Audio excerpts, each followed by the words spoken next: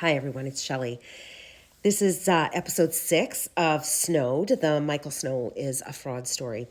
I apologize that number 5 was briefly taken down today. There was apparently something in it was against TikTok rules and regulations, but I did contest that, and it did go back up. So next time that happens, if it does happen again, I will be redoing the entire video and making sure if I somehow do it differently, it stays up there. But I will go up. I don't want to miss a chapter or an episode. So we were talking about how Mike was busy traveling. He was enjoying this time off he was having. Time off because his money was locked up in CRA and he was being audited. His money was all locked up. So he really couldn't do his work. He couldn't start any land development. He couldn't invest in something. So he was scouting out his land that he owned coast to coast. He owned land coast to coast. He was looking for new land. He was speaking with investors. He was meeting with business people and lawyers and the such. At one point, Mike even went so far as to fly to Ontario to meet with his accountant. And so he had me help pick out clothes that, I thought might look good for a business meeting. And, he got my approval, which whatever. So I drove him to the airport. He flew to Ontario. He, the day of the meeting, he told me what time the meeting was. He insisted that he had to go there so he could speak to them face to face, because once they saw him, they would know that he was really serious. He wanted this issue taken care of. He was one of their biggest clients. It was a firm. And, if they know that he flew all the way out there to see them, he's serious.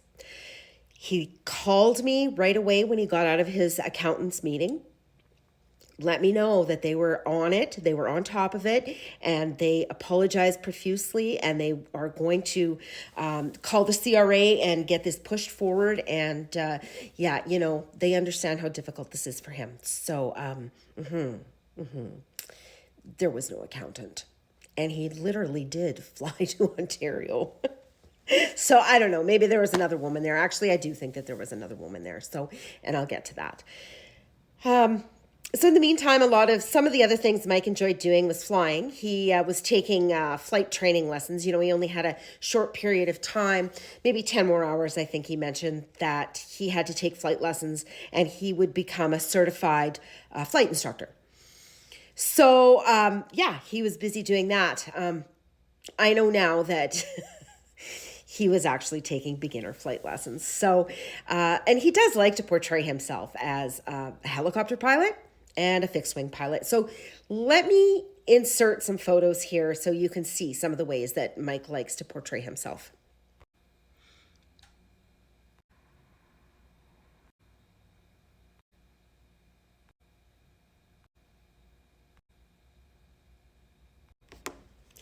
So as you can see, the photos of Mr. Snow with the headsets on, he was in fact in a plane flying. However, he wasn't really flying. It was the flight instructor next to him. And so Mr. Snow does like to take selfies of himself and let people interpret things. So again, he sees a helicopter, he takes a picture with himself standing in front of it. I guess it's just proof that he's a helicopter pilot. I don't know. That's what he uses for proof at any rate. You could also see that he had a license plate on the Jeep that said heliop, which meant helicopter operator. And anyways. So does Mike believe his lies? I think he does. I truly think he's been living them for so long that yes, I do truly believe he believes his own bullshit.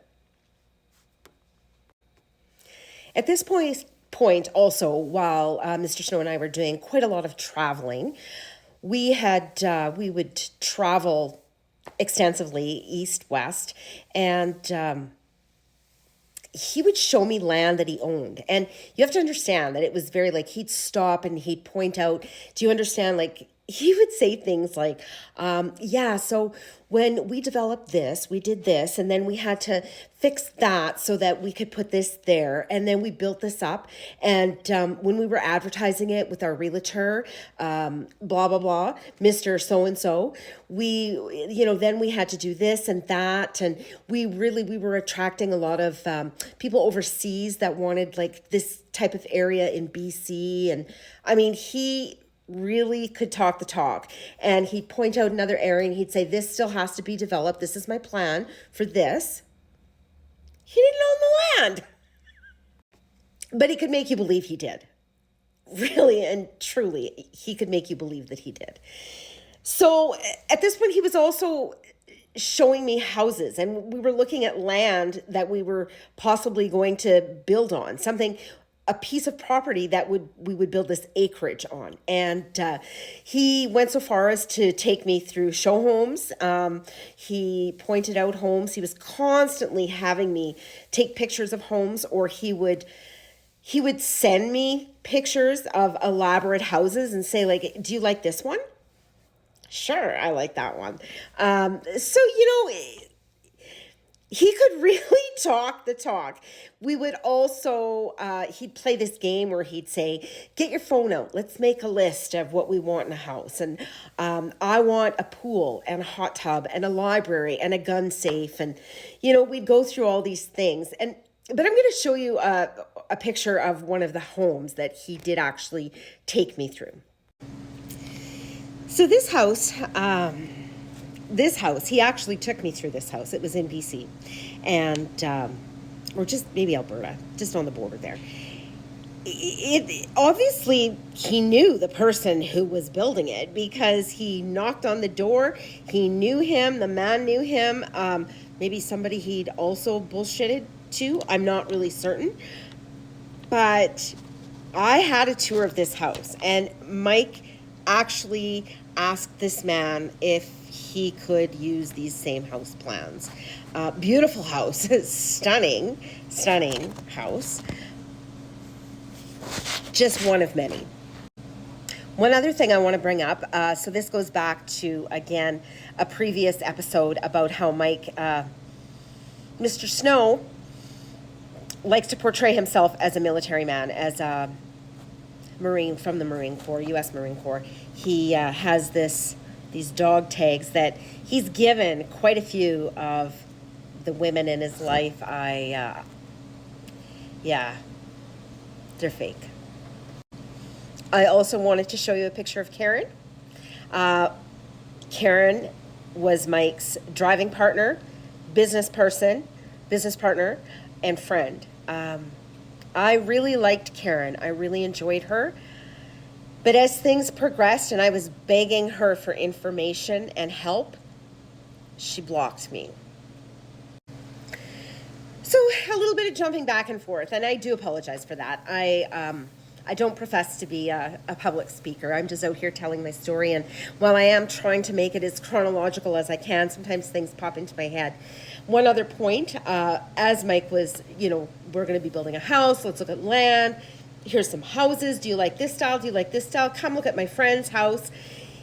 Let's make lists of what we want in our house. And I mean, his lists were huge and elaborate. Like, we're going to have walk-in fridges, and 2 of them, and we're going to have 2 washers and 2 dryers, and side by side, so we never have to wait. Just very, very elaborate, more than I could ever have imagined I would have in a lifetime. He would also literally take me to places like Coast Appliances, and he would have me pick out the top end appliances, everything to outfit a home. And he would actually have salespeople write that order up. He would have them write it up, and he would tell them, we're building a house really soon. We're just starting in the starting phases, and we're gathering our information. And when my money is, he tells them the story. He tells them, having an audit, blah, blah, blah. But when we're ready, I want to pull the trigger, and we're going to order these appliances. So I want to be ready. Stay tuned for number 7.